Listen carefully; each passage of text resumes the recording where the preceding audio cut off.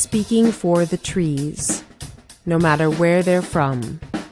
The podcast.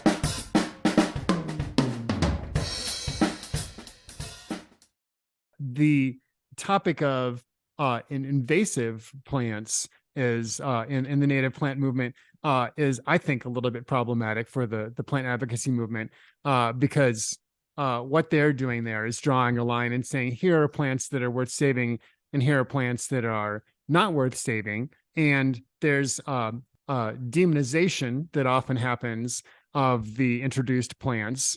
And just with that word invasive, which makes it sound like they're armies or parachuters or tanks, right? So there's that's going on. And then there's also a lack of recognition that in the vast majority of cases, introduced plants are not able to establish in a new environment without human disturbance.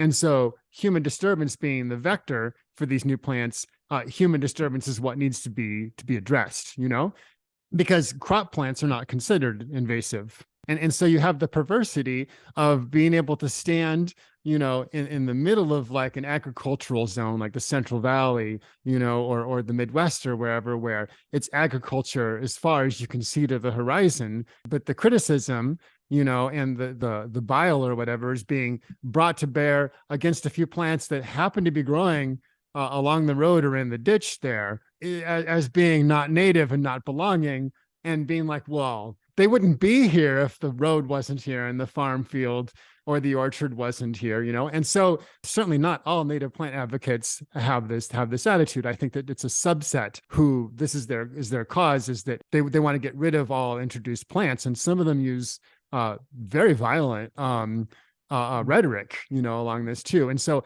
I just wanted to bring that up because it hadn't been mentioned in your report, but I felt like it was a challenge that's out there too. Yeah, I agree with you. I feel like they're not being respected adequately, the non-native plants. I realize that there are situations. I think there's no like hard and fast rule that you can't, again, kill a plant or remove a plant or change the composition of plants in the environment. So I think that, I'm not saying to take a hard line on this, but I would agree with you that, that they're being unfairly demonized. They're just trying to live their life. They were brought there by human interference, as you point out. And there's a lot of ecological benefits to them being there. They're providing, shade, habitat, they're preventing soil erosion, they're doing things. And also plant communities are not permanent.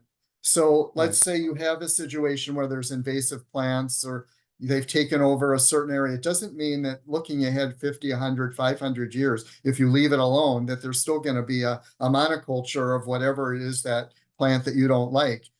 Things change, and the living world has the ability to correct itself. So it's also a sense that humans have this obligation to manage the non-human world because we know best. But I would say I'm skeptical, just looking around and seeing what human management looks like. I would say it's not really working very well. So I would say if you have a situation where there's plants that maybe are out of place or that you don't really like them, if you take the long view, I believe that problem will correct itself eventually, because around the world in natural environments, in wild environments, you don't really see that there's just one plant that will just completely dominate the landscape forever without human interference. So eventually it would correct itself. And I would say people should be patient and understand some of the benefits that these other plants, a lot of these, non-native plants are companions with humans for thousands of years and are related to our crop plants. They have medicinal gifts that they can give to people.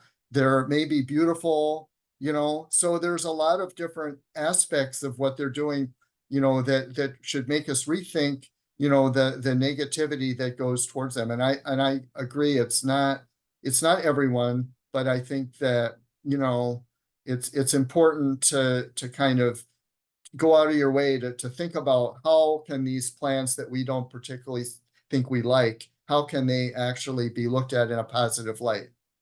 Right.